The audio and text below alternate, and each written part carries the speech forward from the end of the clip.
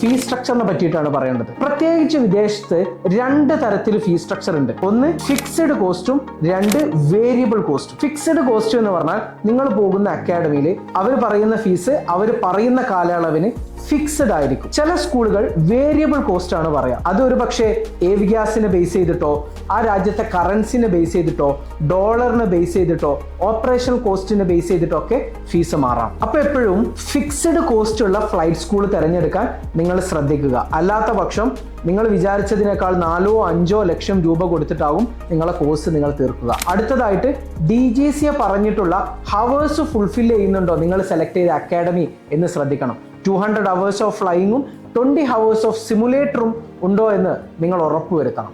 മറ്റൊരു പോയിന്റ്, നിങ്ങൾ സെലക്ട് ചെയ്ത അക്കാഡമിയിലുള്ള എയർക്രാഫ്റ്റുകളുടെ എണ്ണം, അവിടെയുള്ള എയർക്രാഫ്റ്റുകൾ ഏതൊക്കെയാണ്. ഒരു ഉദാഹരണത്തിന് പറയുകയാണെങ്കിൽ ലോകത്ത് എവിടെയും ട്രെയിൻ ചെയ്യുന്നത് സെസ്ന 172 പോലുള്ള ബെസ്റ്റ് എയർക്രാഫ്റ്റ് ആണ്. എന്നാൽ സൗത്ത് ആഫ്രിക്കയിൽ സൗത്ത് ആഫ്രിക്കൻ മെയ്ഡ് എയർക്രാഫ്റ്റ് ഉണ്ട്, സ്ലിംഗ് എയർക്രാഫ്റ്റ് എന്നാണ് ഇതിന് പറയും. ഇത് ഇന്ത്യയിൽ അപ്രൂവ്ഡ് അല്ല. അപ്പൊ നിങ്ങൾ സെലക്ട് ചെയ്യുന്ന അക്കാഡമിയിൽ സെസ്ന 172 പോലുള്ള എയർക്രാഫ്റ്റിലാണോ നിങ്ങൾ ഫ്ലൈ ചെയ്യുന്നത് എന്ന് ഉറപ്പുവരുത്തുക. അവസാനമായിട്ട് നിങ്ങൾ തെരഞ്ഞെടുത്ത അക്കാഡമിയിൽ സിമുലേറ്ററും അതുപോലെ തന്നെ മൾട്ടി എഞ്ചിനും നിങ്ങളുടെ കോഴ്സിന്റെ ഭാഗമായിട്ട് അവർക്ക് തരാൻ കഴിയുമോ എന്ന് നിങ്ങൾ കൃത്യമായിട്ട് അന്വേഷിക്കണം. ഇനിയും ഒരുപാട് സംശയങ്ങൾ ഡീറ്റെയിൽ ആയിട്ട് അറിയണമെന്നുണ്ടെങ്കിൽ കണക്ട് കേരള ഫ്ലൈറ്റ് അക്കാഡമി.